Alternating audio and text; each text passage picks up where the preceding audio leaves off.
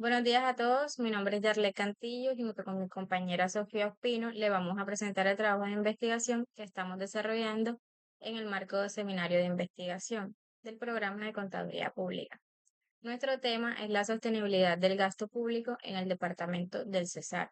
Y lo que hicimos fue analizar cómo se comportan las finanzas del departamento durante 4 gobiernos distintos, o sea, desde los años 2000 hasta el 2015. Toda la información que usamos viene de las fuentes oficiales del Estado. Para entender por qué este tema es importante, hay que arrancar desde el contexto. Desde 1991, Colombia le fue transfiriendo a los departamentos y municipios muchas responsabilidades, como la salud, la educación y la infraestructura, pero no siempre les dieron los recursos suficientes para cubrirlas. Eso se volvió un problema grande en el año 1999, cuando hubo una recesión económica y las finanzas de las regiones colapsaron. En Cesar, por ejemplo, en el año 2000 gastaba más de lo que recibía. Por cada peso que entraba, salía un peso con 34 centavos. Eso es lo que técnicamente se llama déficit corriente. Para corregir eso, el gobierno nacional creó leyes que le pusieron límites al gasto de los departamentos, pero hasta ahora nadie había estudiado cómo le fue al Cesar específicamente, comparando gobiernos como gobiernos por gobierno. Eso es exactamente lo que nosotras investigamos. La pregunta que guía nuestra investigación es cómo fueron cambiando los ingresos y los gastos del departamento del Cesar en cada uno de los 4 periodos del gobierno entre 2000 y 2015 y qué explica estos cambios. Nuestra hipótesis principal es que las leyes de disciplina fiscal que se aprobaron en esa época fueron las que obligaron al departamento a ordenar sus cuentas y que el cambio más fuerte ocurrió justamente al principio, cuando esas leyes recién empezaban a aplicarse. Para sustentar el trabajo, nos apoyamos en investigaciones de otros autores. Algunos de ellos ya habían estudiado el efecto de esas leyes fiscales en los departamentos colombianos y encontraron resultados positivos. Otros alertaron sobre un riesgo importante que departamentos como el Cesar, que dependen mucho del carbón, pueden quedar muy vulnerables si los precios internacionales de ese mineral bajan. Ese es un punto que también aparece en nuestros resultados y le vamos a ver un poco más adelante. En cuanto a la metodología, trabajamos con datos reales de las finanzas del Cesar entre 2000 y 2015, que obtuvimos del Departamento Nacional de Planación. Son datos certificados y oficiales.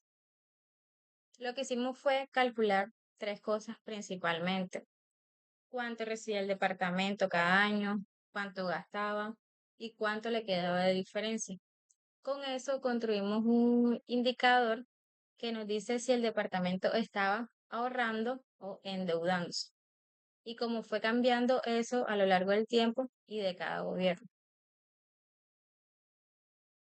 Bueno, ahora les hablaremos de los resultados de la transformación fiscal del año 2000 al 2015.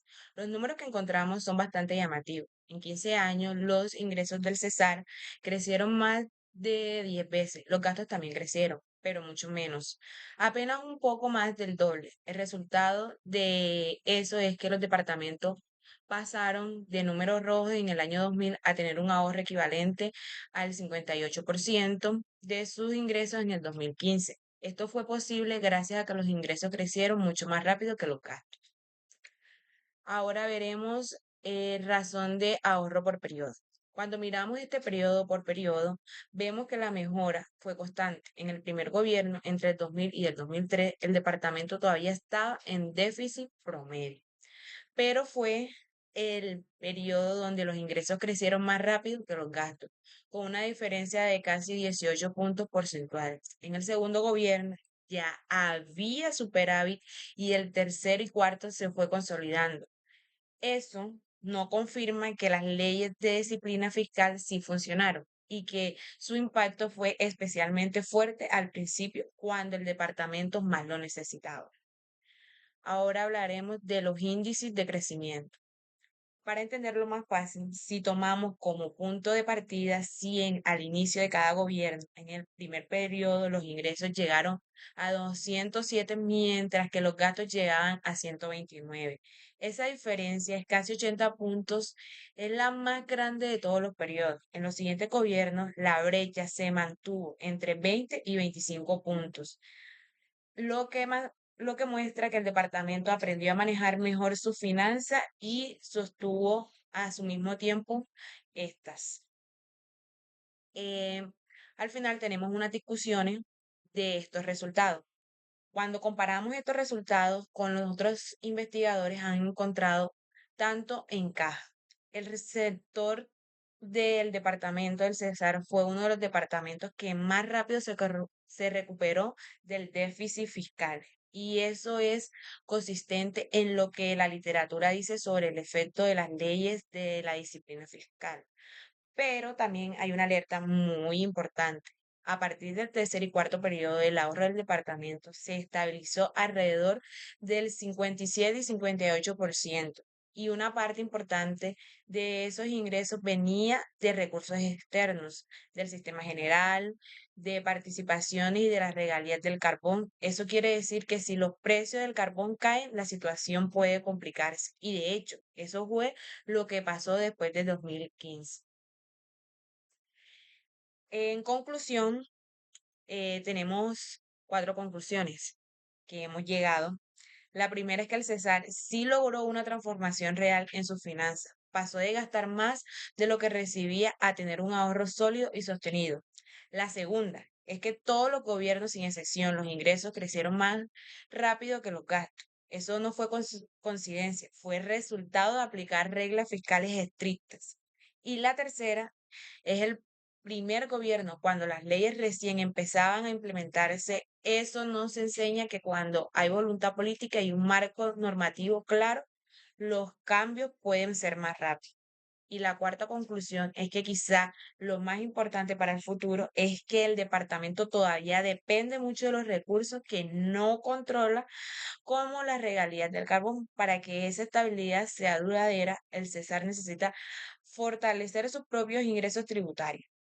Muchas gracias por su atención.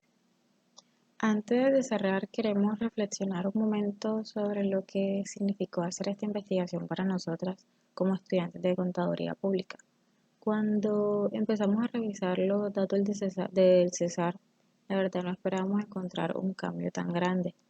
Ver cómo un departamento que en el año 2000 no podía ni siquiera pagar sus gastos básicos, logró transformar completamente sus finanzas en 15 años. Eso nos mostró que la contabilidad pública no es solo un tema de libros, sino que también tiene un impacto real en la vida de las personas.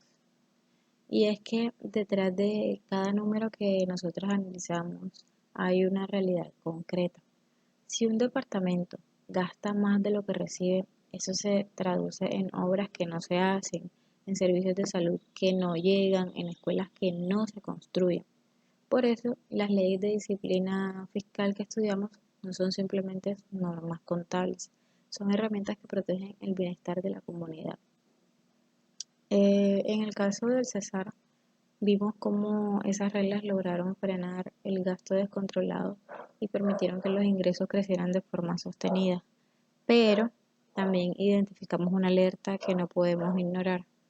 Cuando un departamento depende tanto de los recursos del carbón, cualquier caída en los precios internacionales puede poner en riesgo todo lo que se ha logrado.